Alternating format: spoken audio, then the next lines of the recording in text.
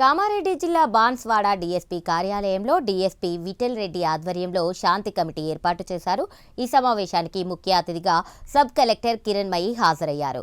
ఆమె ఈ సందర్భంగా మాట్లాడుతూ వచ్చే శ్రీరామనవమి, ఉగాది, రంజాన్ పండుగలను అందరూ సోదరభావంతో శాంతియుతంగా ఆనందంగా జరుపుకోవాలని ఆమె పిలుపునిచ్చారు. ఎవరైనా లౌడ్ స్పీకర్లను ఎక్కువగా ధ్వనితో ఉపయోగిస్తే వారిని సమాధానపరచాలి తప్ప గొడవలకు దిగకూడదని ఆమె హితవు చెప్పారు. ఈ సమావేశానికి వివిధ మతాల మత పెద్దలు, వివిధ పార్టీల నాయకులు హాజరయ్యారు.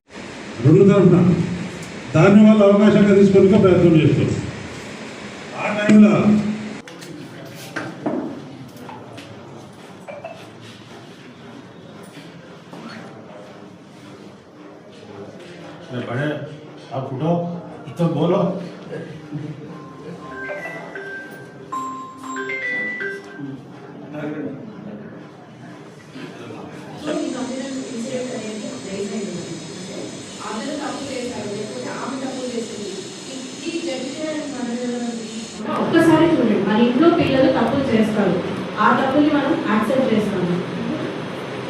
మ్యూజిక్ ని గట్టిగా లౌడ్ సిస్టమ్స్ లో పెట్టుకున్నాం, మన ఇంట్లో పిల్లలు పెట్టుకోరా? మా ఇంట్లో అయితే మా అమ్మకి రోజు మమ్మీ వాళ్ళతో తిట్లు పడుతుంది, కానీ మన కొడుకే కదా అన్నట్టుగా సరే సర్ది చెప్పుకుంటాం మనము.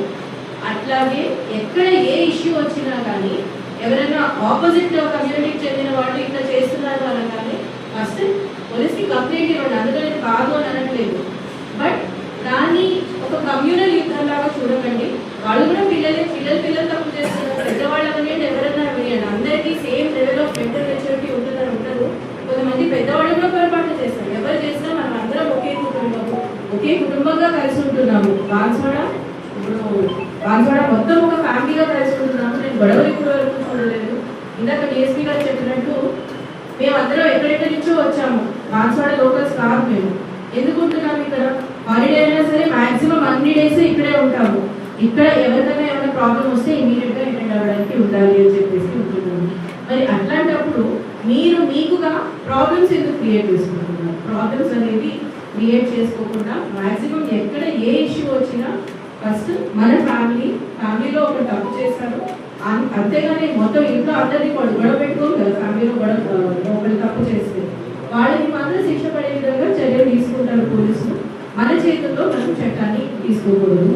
రెండు కమ్యూనిటీస్కి నేను చెప్తున్నాను, మీరందరూ పీస్ఫుల్గా ఉన్నారు. ఇప్పటివరకు నేను చెప్పాల్సిన అవసరం కూడా లేదు. ఆ పాయింట్ ఆఫ్ టైంలో ఒక ఎమోషనల్ స్టేట్లో ఆ ఎమోషన్ని కంట్రోల్ చేయగలిగేది మత పెద్దలు మాత్రమే. సో మీరు ఆ లీడర్షిప్ని తీసుకోండి, కంట్రోల్ చేయండి.